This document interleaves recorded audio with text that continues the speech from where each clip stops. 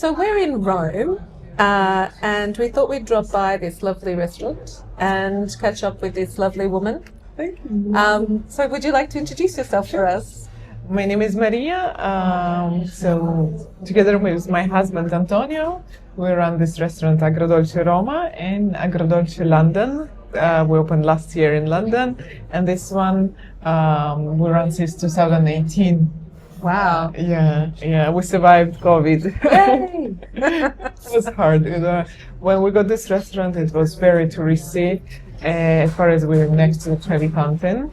Then we slowly transformed it into what we have now, a very good Roman cuisine with authentic touch, with homemade pasta, local products, with vintage plates that we hunt in the vintage markets in Rome. Actually, the one that you find in London, we find them in markets in Rome, and then we pack them with hundreds of paper, and we send them to London. I bet they're a lot cheaper here than they are in London. But they also remind me of my nonna. My nonna had these sorts of plates when I was growing up, so it's very homey and comfortable. It's also harder to find the whole set in London somehow. Yeah. So only separate pieces. That's why we in Italy it's easier to find the whole set. Oh, really? Oh, that's interesting. So what's your background? How did you end up running these two restaurants? I used to be a journalist before. I was. She's a smart journalist because she's no longer a journalist anymore. 12 years ago. I used to work for a travel magazine. Yeah, the market's changing. And then I decided to come to Italy, study marketing as a second profession. Mm-hmm. I was writing, actually, I love being a journalist, but I think at some point I really realized that I couldn't do it. It couldn't be what I do for the whole life. Mm-hmm. I decided to study marketing because I was already working in the public relationships after that. Yeah. And in the new language, so I came here. It was 10 years ago, and Rome is a city that is incredible. It absorbs you, it transforms you, and it makes you stay. So that's what happened to me. I stayed here. I decided, and I found a job. I met Antonio after that, and then we decided to start this project together. It wasn't we were not a couple when we started it. We became a couple when we started. Yeah. And before that, I had a little share in a bar in Trastevere. Ah. Yeah. It was many people in a company, so it didn't go well, but it was a good experience. Often you learn more from those experiences, don't you? Like when things don't go well, then you can take those lessons onto the next project. Absolutely. And it looks to me like this is going very well. We just had lunch, and there was not a seat to be had in the restaurant in the middle of the day on a Thursday. Yeah, and actually I'm really proud to say that we have a line outside on Thursday evening, Friday evening. It's quite well. We actually got recognized by French guide. Yeah. We didn't do anything for that. They came and they just gave it. It's included us into the guide. That's lovely. Yeah, and we're getting recognized first of all by the clients because they come back. They advise us to other people. So that's the premium, the best premium you can have. And after COVID, when you struggle with everything, seeing a line outside. Well, first time I saw a line outside the restaurant, I actually I got emotional. Yeah, it's very nice, isn't it? To know that you're doing something right. Yeah. So you open this restaurant, you survive COVID, and then for some crazy reason you decide, I'll open another one in London. Why? What brought that on? That's a very good question. Love this question. Yeah, because it's quite crazy. Totally understand it now.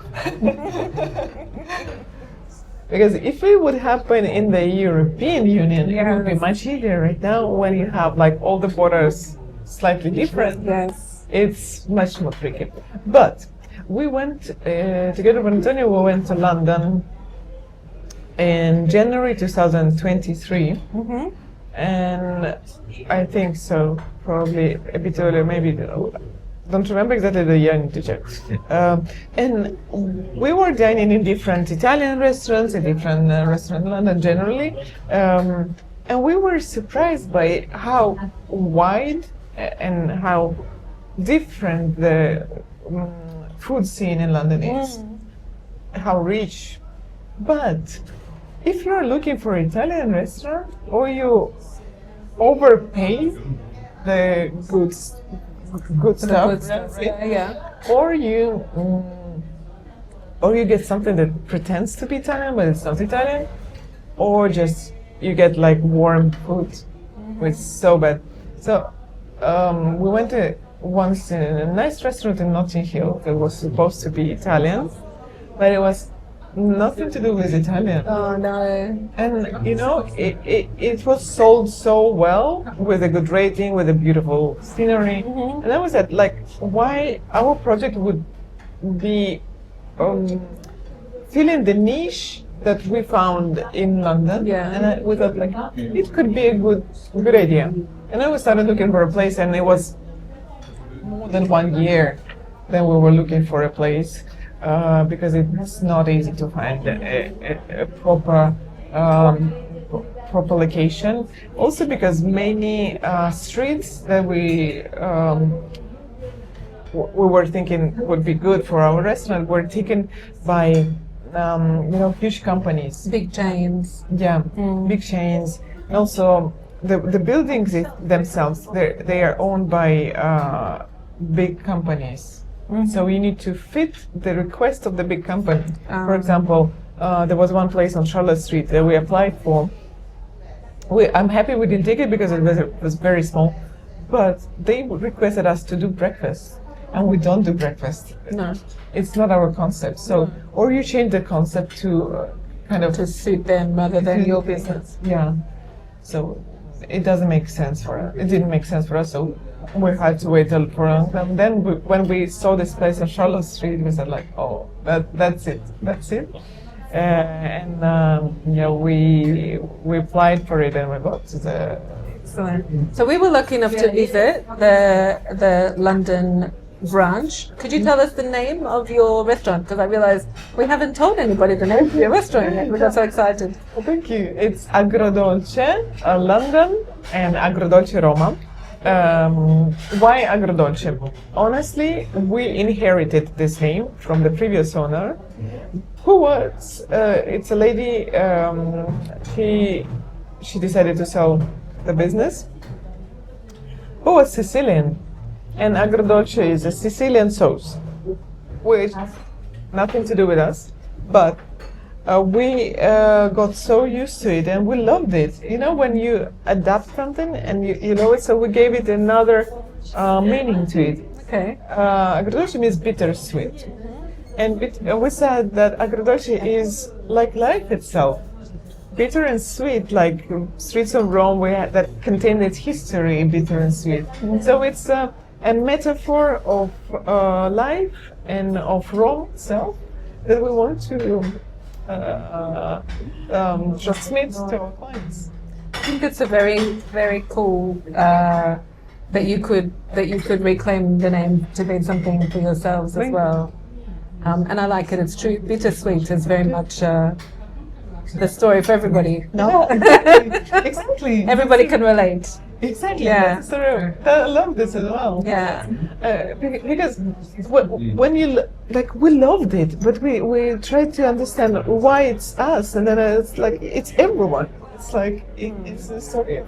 It is. So tell us, if people were to come here or go to the restaurant in London, what would be the thing that they would take away with them experience-wise?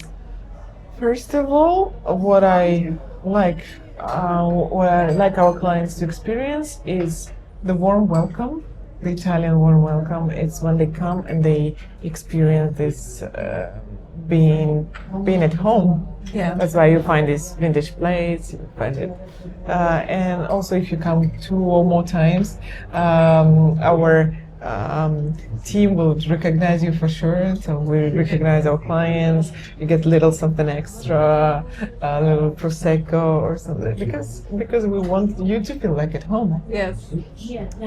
And that's one thing. And another thing is, of course, homemade pasta. It's something we're famous for. We make it here in our laboratory, and then the top products that we can get. So that's and a fair price. That's we don't try to pretend and to sell something that we have for some. I mean, we don't try to pretend to be someone we're not. So this is the price for this dish. Yeah, that's good. And the food is beautiful. Thank you. We've had the food, and right now you've given me this this drink here, which I'm a little bit nervous about because I just had a sip. It's very strong. Could you tell us a little bit about this? Oh, this is a hit of summer. As soon as the temperature goes over 25, up from the 25 degrees Celsius, this becomes a hit. You will see it on every table. So what is it? Tell us what it is. It's a Limoncello Spritz. So we have here inside it a little bit of limoncello, prosecco, tonic, lemon, mint. That's it. It's and a lot of ice. And a lot of ice, but it's very nice. It's very refreshing, but at the same time, it's very strong. So Packs the punch, guys, so be careful. yeah, so we have some clients that be like very chilled after, especially in the summer heat. Imagine. Yes, especially. So I'm very civilized, so I'm just having one, but you know. And so tell us a little bit about, because there's a difference between the way that you deal with beverages here and the way that you deal with beverages to complement the food in London. So tell us a little bit about why that is and what the rationale is behind it. That's true. There is a huge cultural difference between how Italians and British would consume drinks. So for Italians, drinks like Limoncello Spritz or Aperol Spritz, it's mostly the pre-dinner stuff that you have during aperitivo time. Aperitivo time is from 5 to 7:30 more or less. It's when you drink, when you have little snacks, and then you go to dine.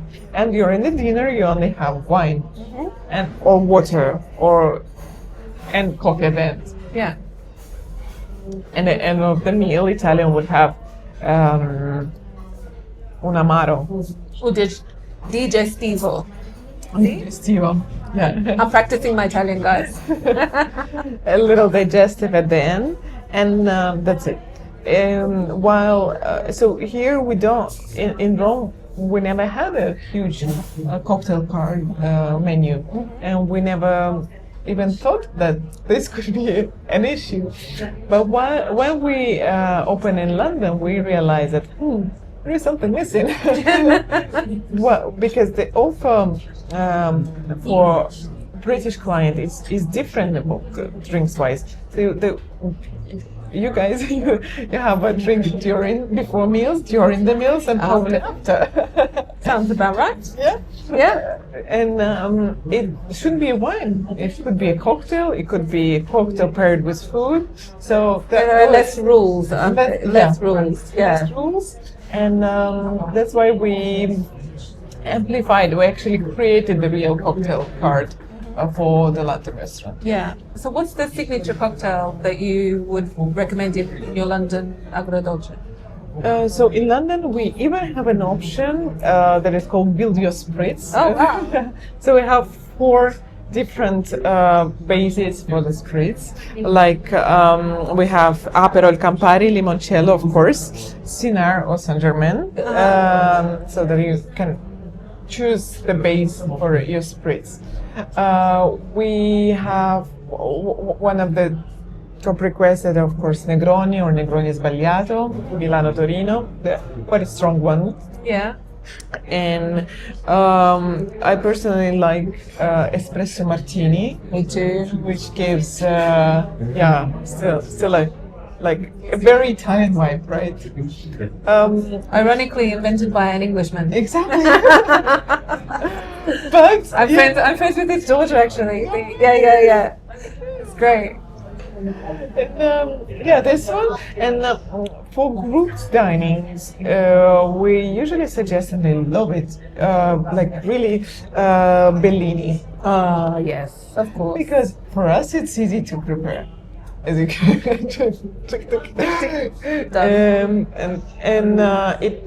it has its vibe as well, and it's for me it's quite feminine. Yes. Yeah, so we have this, and of course Spritz goes in all the times, every time. Yeah. So that the main ones, but we also do like passion fruit martini, margarita. The kid is like the classic ones. Classics. They are still requested. So while here you wouldn't find it, and people are not that fond of mixology. Yeah. While in London, It's a different. It's interesting, isn't it? Because we often say how many mixologists in London are from Italy. Yeah. And so it's interesting that they bring those skills to London, and hopefully at some point they'll bring them back. And I know there's a lot of really nice bars in Rome. We're hoping to catch up with a few of them. I think for many professionals, the ground in London is more fruitful.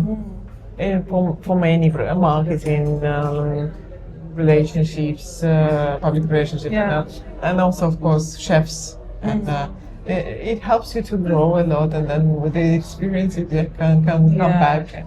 And, So you've got Rome, you've got London. Is there a plan for New York, Paris? That's a very good. That's a very good question. Yeah, actually yes. Yeah. Actually yes. We are checking the grounds now in Madrid or Paris. Beautiful.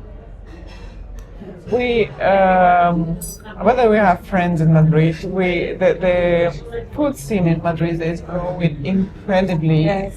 Now it's like a boom. They're opening one restaurant a day. And it looks like an opportunity to be there now. But we need still to check more details, financial, Primarily the money. Yeah, exactly. And Paris is more conservative. Yes. But the good thing about Paris is that they love Italian cuisine. Everybody loves Italian cuisine, surely. Yeah. That's true. But it's a bit more tricky. While in London, clients have this. This is funny. Clients in London would never say that they are not happy with something. But they would leave, and in 5 minutes you would get a 1-star review saying like this and this was wrong. Here it doesn't work like that. You just never come back. Yeah. Never come back. Yeah. So every nation has its. It's both. We often talk about how if you work in customer service areas in the UK, you have to ask people 3 or 4 times if they need anything else. Is there anything else I can do for you? Are you sure? You're happy? You're okay? Because they're not too forthcoming straight away, so you have to sort of push them a little bit more. That's absolutely. I remember it's a separate rubric. I can speak forever about that. About negative reviews that make me laugh. Sometimes you get here, for example, it happens very often that people would not be able to enter because we are fully booked. And then you get a negative. Then they get angry and then leave. Negative review. Like, I couldn't eat here. So I'm unhappy and the restaurant is bad. Like, okay.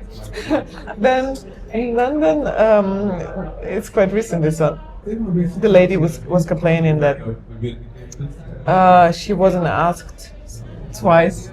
Oh, okay. So the first time she said no to be polite, and then she wanted to be asked again. this is no. Well, but sometimes it happens. I mean, it's okay, everyone. Sometimes people just have a bad day. Yeah. And maybe they had a fight at home or they fight with each other, and they just don't know who to blame for it. And sometimes it's like, you need to understand. I'm trying to run a business. Yeah. It's interesting. So I noticed like the decor is very similar. There's consistency. So the flowers, beautiful flowers outside. Yeah. It's all consistent. The reason I need to ask you these questions is because the weather in Rome is very different from the weather in London. So, do you have a magical trick that makes the flowers beautiful in both places? So, yes. In London, if you notice the flowers outside in the huge pots, they're real. Yeah. And on the mirror, they're fake. Oh, they look real. And these ones are fake.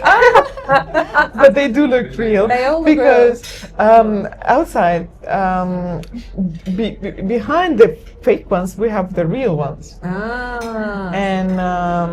And yeah, but it wouldn't be possible to get that. No. But it does look beautiful. Thank you so much. It's a tricky one. It is a tricky one. And people are in Rome around obviously they come to you at Agrodolce for some food. Then what do you suggest they do after?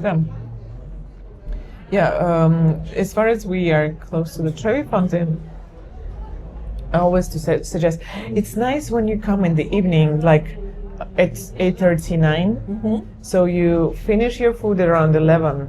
When we're closing and if the shops are closing and there are less people outside and you go to the Trevi Fountain with less people at night, it will be still a bit crowded, but not as it is now. And you enjoy the view on the night at the Trevi Fountain. It's beautiful, magical. Then what I would advise to go to maybe Piazza di Spagna, have a look at it at night as well. It's different, it's less crowded. And then maybe to go to a rooftop bar of a hotel. I can even send you some and have a nice cocktail with a view on the night city. That sounds lovely. Yeah. Sounds lovely. And Robin and I work together as husband and wife. And so we often ask people who work together with their partner how they find it, how do you find working? Because people often say, how can you work with your husband, to me? And I'm like, it's easy. But how do you find working with your husband? I love this question. I love working with Antonio. Otherwise, I think people test their partners as well. I always say to my younger friends who are always check how your future husband or behaves with people who are working for him, working with him. You can always see the attitude and see how they are with you as well in the future. And also working together, if you work together, you see what kind of person is in front of you. And if you love this part, probably you'll love other parts as well. So it's a huge amount of time spent together as well. We only have it's not a rule, but it's how we work, we collaborate. We try not to do the same thing together. We delegate, we divide divide and conquer. Yeah. Otherwise we will probably fight all the time. We do fight sometimes, of course, because we have different opinions or this or that, but generally we have the same opinion and we work on the same aim. Yeah. So it's easy. If both of you work in the same direction, do efforts to grow the restaurant, it's easy. Yeah. It's nice. I often think that, we don't always agree either. And but I think that the one thing that's really good is that if you're in a partnership with somebody who's not the person that you love, then maybe it's easy to walk away Yeah. from the business and from everything. But when you're in a relationship with somebody, it means you can talk to them and you can maybe change their minds about something if you don't agree on the same thing, Yeah. or at least you can make them understand Yes. why you feel the way that you feel about Yeah. doing something in a certain way. And I think that makes you open to develop and grow together. Yeah. And I think that's really helpful. Exactly, growing together. That's that as well. This is one of the reasons as well why it's great to do business together. There might be a problem of not having free time. We know this. Yeah. We were walking down the street just before saying, when was the last time we had a holiday together that wasn't work related? Yeah. And it was, I think it was our honeymoon. Because every time we go places, there's always a little bit of work somewhere. Yes, exactly. And even if in the evening you can't even stop talking about work stuff sometimes. Yeah. What's your favorite dish in each place? So London and here. Oh, And your favorite drink? That's a tricky one. So for the dish, I have my. Can I do different? Yep. Yep. I have my 3 favorites probably, and they change sometimes. But for sure, pappardelle al ragù bianco with pappardelle with white meat ragu, here and there. Now suddenly I'm a big fan of matriciana. Matriciana is my here and there. And what I love, actually, I'm doing, this quality testing in both restaurants. So I go there, I'm like, can I have a matriciana, please? And they're like, oh, it's exactly the same. Here as well, can I have a matriciana? So I love this. Quality control. Yeah. And I'm like, go to the chef. And it's exactly as it is in Rome, because we had the same chef. The chef from here, he moved to London. So he's in London now. And we have another chef. And then cacio e pepe is still one of my favorites. Truffle pasta, for sure. Oh, you see, I'm the pasta lover.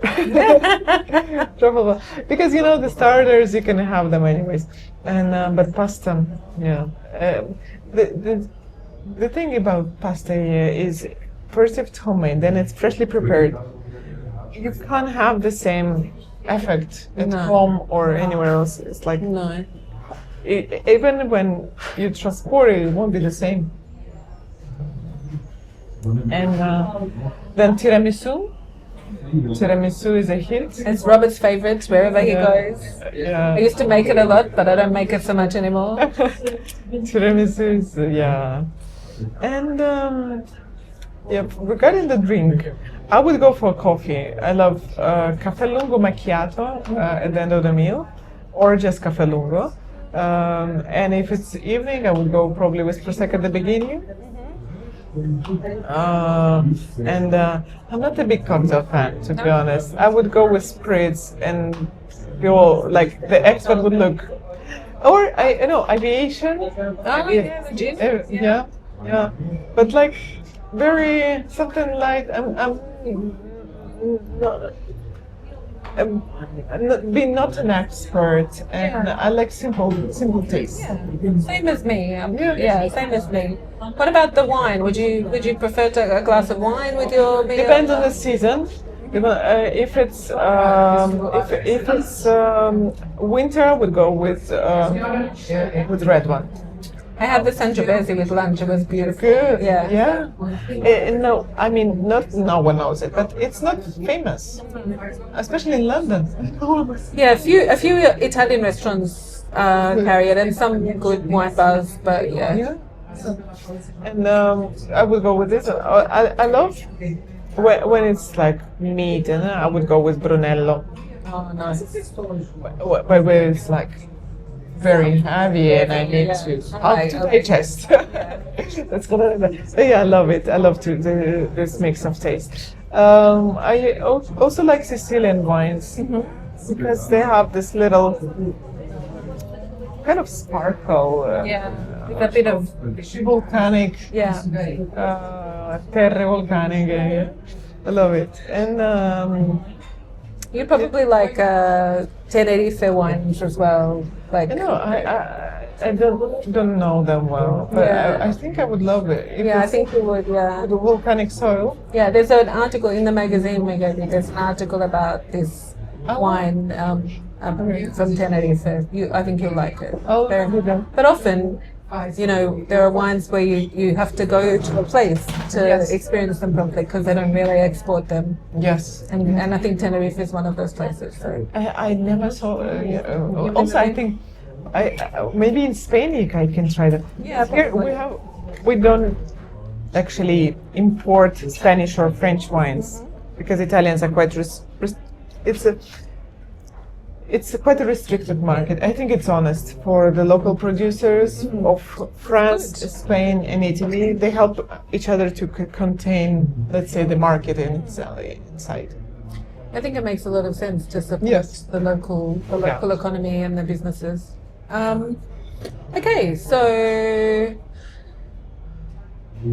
what is your favorite place in London to go to that isn't Agrodolce? That's a good question. I will be very honest. I enjoy very much the street food in London, Okay. which is not that developed in Rome. So, for example, if I get a nice wrap or nice, how do you call it? What do you kebab? Yeah, Kebab. nice kebab.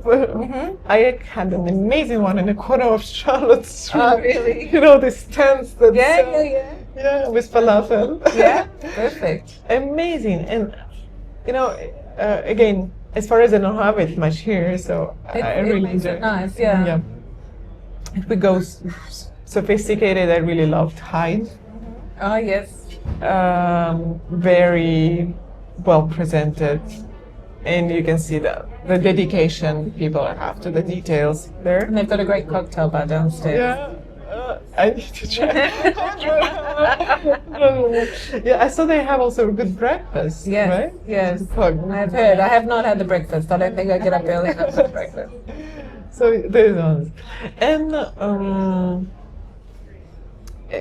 that's one first thing that came into my mind. From Italians, Macellaio is really good in South Kensington. Really enjoyed it. Actually, that Macellaio and Roberto Costa, the owner, he was the one who inspired us. So, like, you go, guys, you do that, and he inspired us to open. He gave us some very nice contacts and stuff. So, thanks, Roberto. He's a great person. That's good. And it's actually very. It's not that common in this industry to support each other, to share contacts, to say, you guys, you go, you're open, because it's usually like competition. I don't give you this, I will buy you that. So it's very mature and very good gentleman gesture to support. Yeah. Also, when we met, he didn't even know who we are. We were just clients, and he dedicated us time. It's nice. It's not very common. We like that. We like collaborative things, don't Yeah.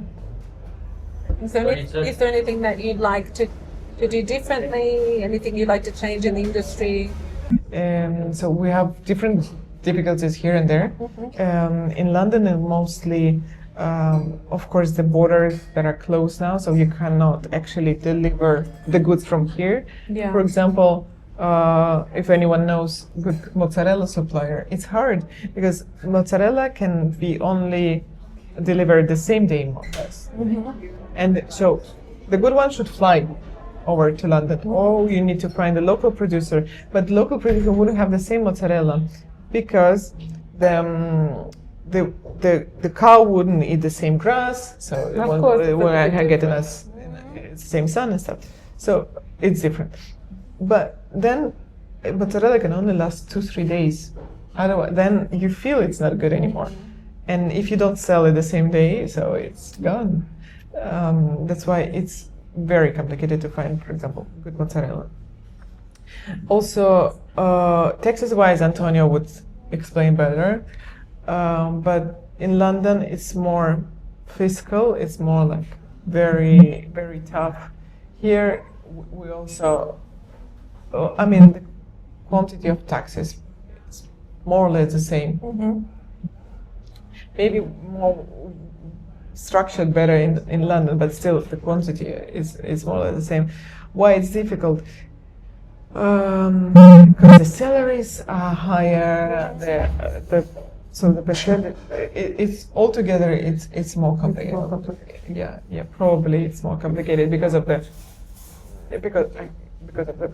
Brexit. Of course. Yeah. Also, finding a proper people who work, who would like to work, it's incredible. Because people pretend they want to work and then they don't want to. And they don't want to work. Yeah.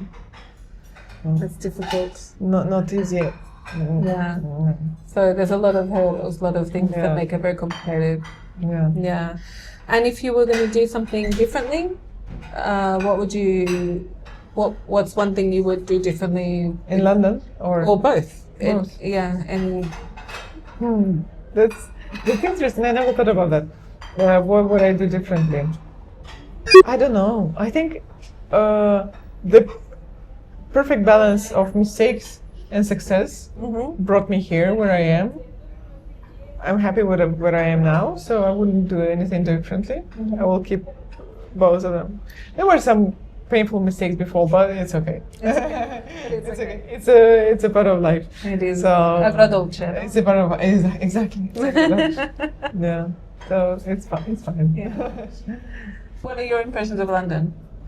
Oh, I always loved London. You know, when you come to London for the first time, I was there. I studied summer course of journalism in London, Westminster University, but long time ago. It's always, when you go to London, you feel the energy of creative people, business, art all together, and it pushes you. I mean, when you're in London, you can't just sit still and look people passing by like you do in Paris or in Rome.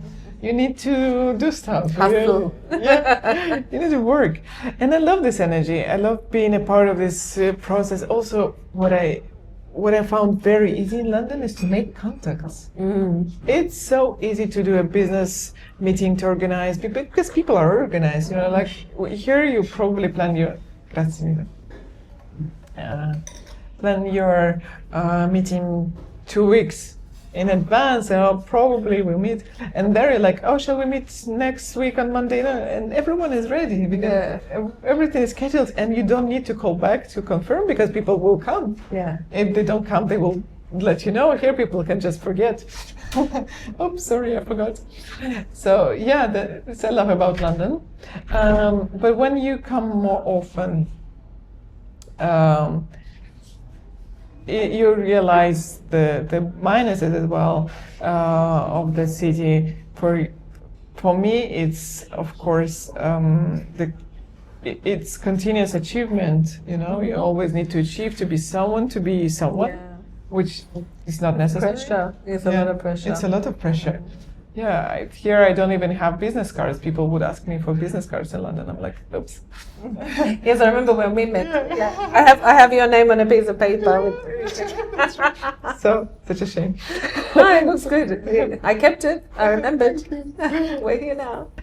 I think mostly this one, the pressure of the big city, and you realize that I think it's hard to live. When you come and you leave and you get back to your, because I love Rome probably so much. I love Rome. I love the city. It's my home. When I come here from I leave the airplane, I inhale the air. I'm like home. In London, I love the parks. Amazing. In summer, it's incredible, unbeatable. Yeah. It's like a little forest. But at the same time, you really need to earn to live London well. Yeah, to earn a lot of money, yes. Of money to live it well, to enjoy it a lot. I think this is true. Yeah. While in Rome or in Italy, generally, you don't need to earn that much to live well. Well, we were in an espresso bar this morning, having breakfast coffee, and we were looking at the menu on the wall, and it was, what was it, like €1.50? Yeah, the coffee. For a coffee, and it's just like, that's what, like 80, what is it, £1 or something? £1, yeah. So it's like, well, you wouldn't get a coffee for £1 in London anywhere, I don't think. Also, if I'm super honest with you, in London, sometimes people or places even, you know, pretend to be cooler, tastier, fancier. They think otherwise they will not get clients, and they go there, and when you don't know, you get maybe bad coffee or bad service, and you're like, then why would you do that? It doesn't make sense. So in Italy, things make more sense. So if you do this, it makes sense. Yeah. In London, sometimes you chase to get something to achieve, but the context is missing.